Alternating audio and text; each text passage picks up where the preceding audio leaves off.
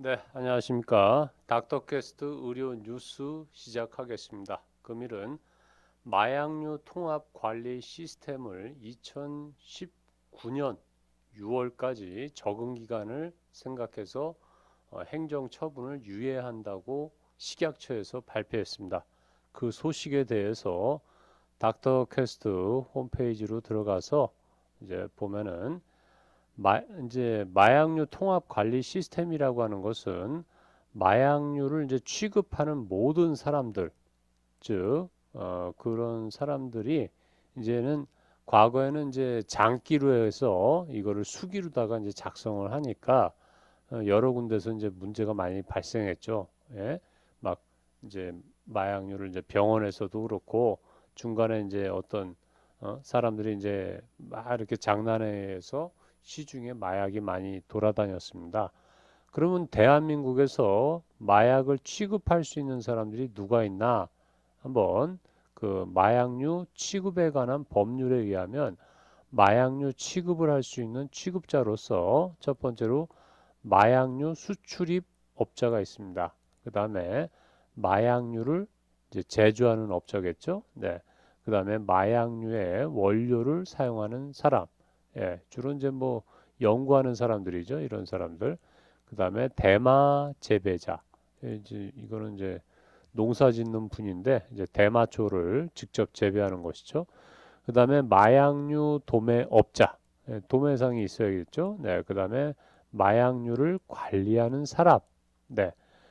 또 마약류를 취급, 학술 여기가 교수네요. 예, 학술 연구를 위해서 이제 쓰는 분들. 그다음에 마약류의 소매업자, 약국 개설자가 이제 주로 여기에 해당하죠.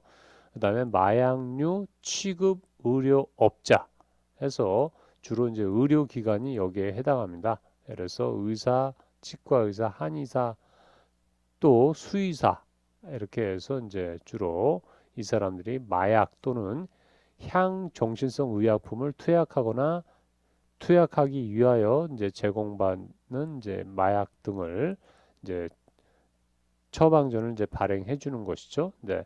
처방전을 발행하면 마약류 소매업자인 약국에 가서 이제 환자가 이제 마약을 받아가는 것이죠. 네.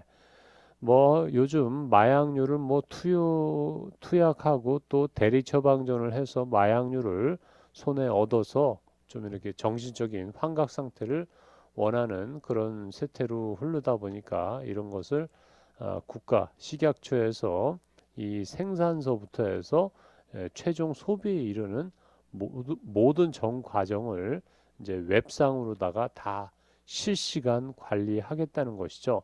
그러다 보니까 이 마약류 취급업자가 지금 둘, 넷, 여섯, 여덟, 아홉, 아홉 단계로 이렇게 이루어지다 보니까 이게 상호 간의 웹 연결이 잘 돼야 됩니다.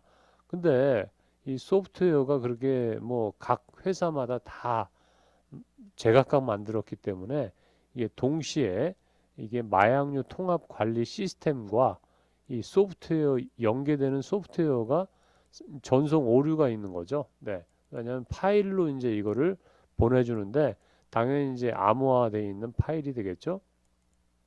이 파일 형태가 이제 서로 일치를 못하거나 아니면 이제 받았을 적에 오류가 생기는 것이죠. 예, 여기서는 뭐 두 개 썼다고 보냈는데 받는 쪽에서는 여덟 개 썼다고 뭐 카운트를 하는 그런 오류가 생기거나 아니면 이제 사용하는 사람이 처음 보는 이제 소프트웨어와 그런 웹사이트를 이제 접하게 됨으로써 한 개를 썼다고 이제 입력을 해야 되는데 잘못 눌러가지고 11개를 썼다고 이제 잘못 보고가 되면은 이게 또 문제가 되지 않습니까? 예, 왜냐하면 이 실시간으로 에러가 나면은 행정 처분을 이제 바로 가하니까 그러니까 이게 사용자들이 처벌이 불안해가지고 이 시스템을 이제 제대로 사용을 못하는 것이죠.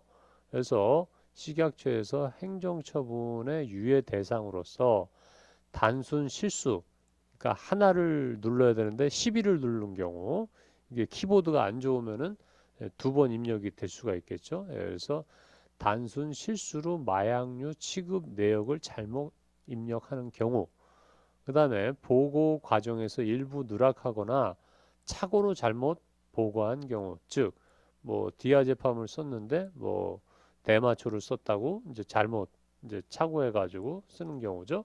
그 다음에 이제 시스템 오류로 해서 이게 인터넷이 안 된다든가 아니면 그 소프트웨어가 서버가 다운된다든가 여러 가지 문제로 해서 이게 좀 시스템 오류로 보고할 수 없는 경우가 많죠. 이것은 인터넷이 될 적인데 만약에 북한에서 핵폭탄을 저 1km 상공에다 푹 터뜨리면 전산이 전부 다 마비가 돼서 이거 뭐 안 되죠. 예. 이런 상황이 발생하게 됐을 때 이런 경우에 보고할 수가 없죠. 예. 이런 경우에는 유예 대상이 아니고 아예 면제 대상이 되어야겠죠. 예.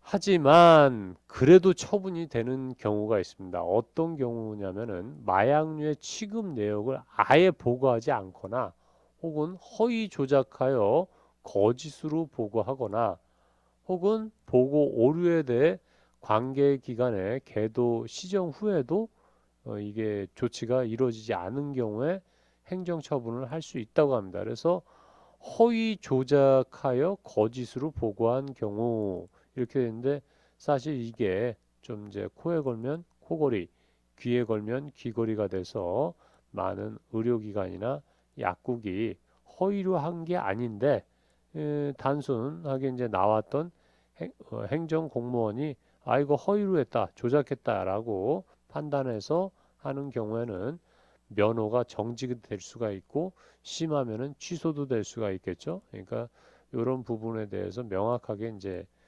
지금 이제 계도 기간 중간에 좀 이렇게 명확하게 할 필요가 있다고 보는데 제도 이제 시행 전에 보고 이제 보통 이제 그 마약류 같은 것들을 뭐 필요하면은 당일날 뭐 주문하는 게 아니고 보통은 의료기관에서 몇 달치 혹은 뭐 1년치 사용할 분량을 미리 주문을 하게 되죠. 네. 그래서 이제 보유 재고량이 있는 경우 2019년 4월 1일부터는 그래도 예외 없이 전산을 보고해야 됩니다. 뭐 이전까지는 2018년 뭐 지금 현재까지는 막 이렇게 수기로다가 이제 기입을 하고 그랬었죠. 네. 근데 이제 지금은 마약류 통합 관리 시스템에 의해서 외부로 실시간으로 보고를 해야 되는 것으로 재고량을 이제 가지고 있다 할지라도 그래도 이제 2019년 4월 1일부터는 무조건 외부로 보고를 해야 됩니다. 요거를 잘 지키셔서 행정 처분을 받지 않도록 해야겠습니다. 예.